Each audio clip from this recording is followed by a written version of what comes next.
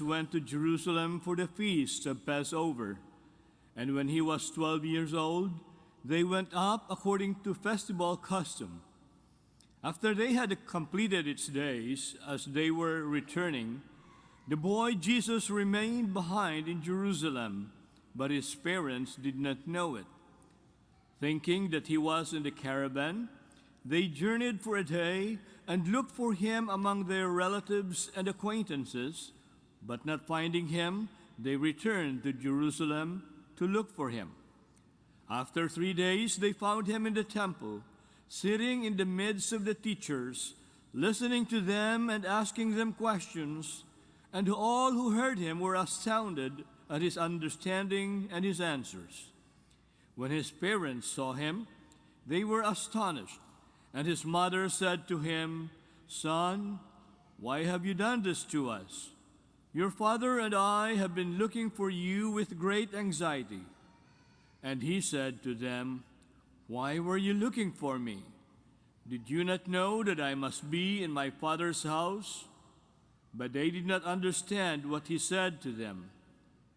He went down with them and came to Nazareth and was obedient to them. And his mother kept all these things in her heart.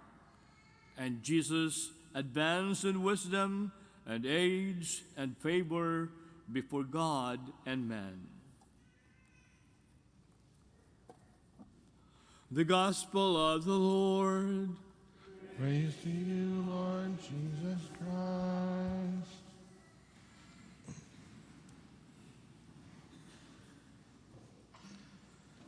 This morning, of course, we are celebrating the feast of the Holy Family. Jesus, Mary, and Joseph, who became the Holy Family as we celebrated this past weekend the feast of Christmas, the Nativity of the Lord.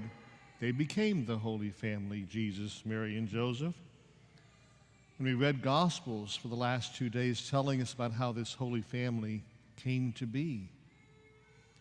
Today, we just hear a gospel about how Jesus, Mary, and Joseph, this Holy Family, have lost the baby Jesus.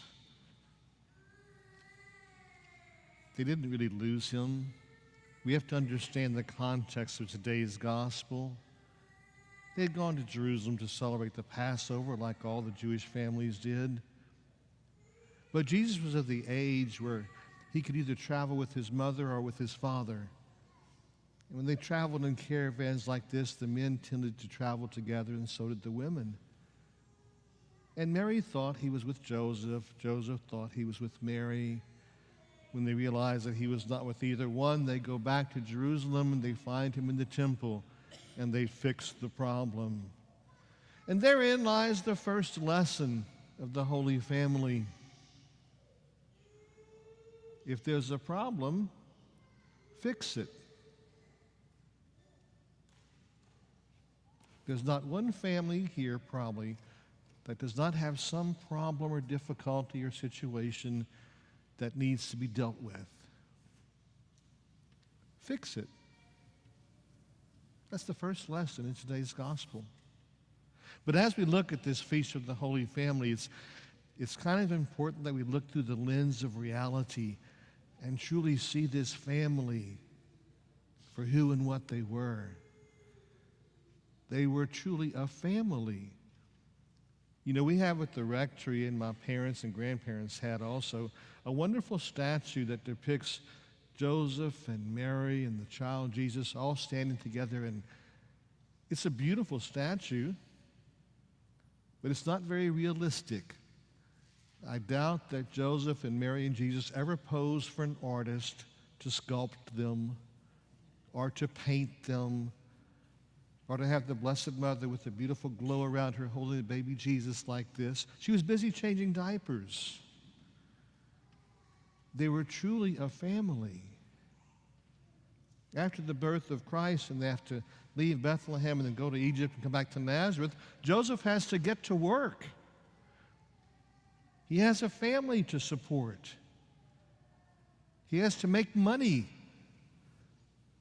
He has to put a roof over their heads. He has to buy food.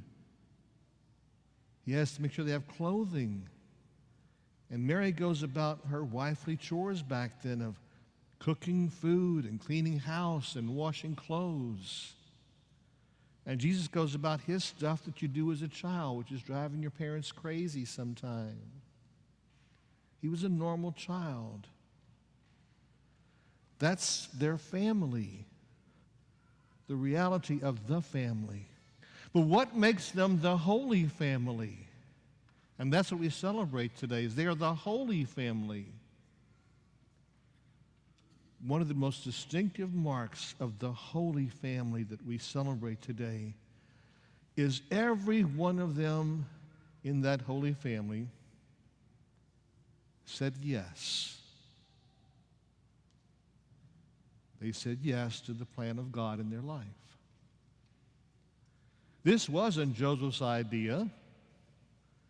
He planned on marrying the Blessed Virgin Mary and having several children and probably some grandchildren and growing old and retiring in his woodworking shop. That was Joseph's plan, but instead he said yes to God's plan. And his life was changed.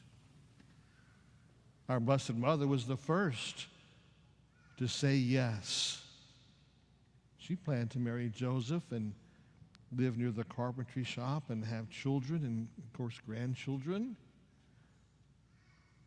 That wasn't God's plan for her. But she too said yes, with faith and with trust in God.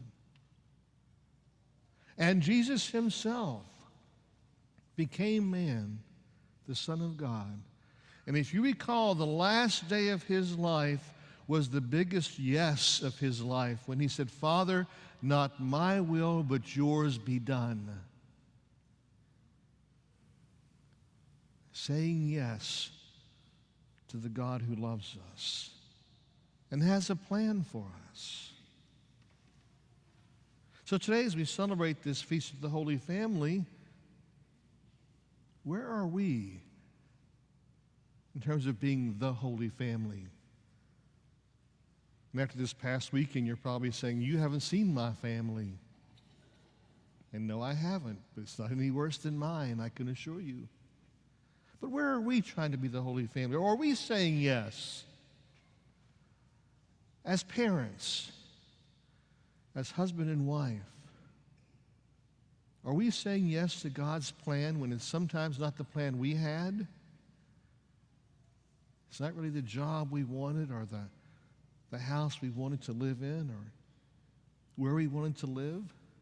Or maybe it is, and we should give thanks. But are we willing to adapt to God's plan and say yes to what may come our way without fighting God? Same thing when it comes to our children. I've heard parents say, "My children didn't turn out the way I wanted them to." Well, children are not like a cake you put in the oven and it's supposed to turn out good. You do your best to love them, and they may not turn out the way you thought. Maybe they're not attending the university you wanted. Maybe they're not dating the person you want them to date. Maybe they've fallen away from the church. God has a plan. Are we willing to still love them and say, yes, it's God who's in charge? The Holy Family did. And that's all that we ask today, is that as we honor the Holy Family, perhaps we can become the Holy Family.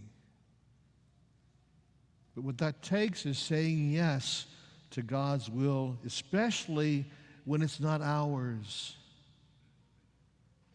To be able to say yes, to totally trust in God. Then today, we're not just honoring the Holy Family,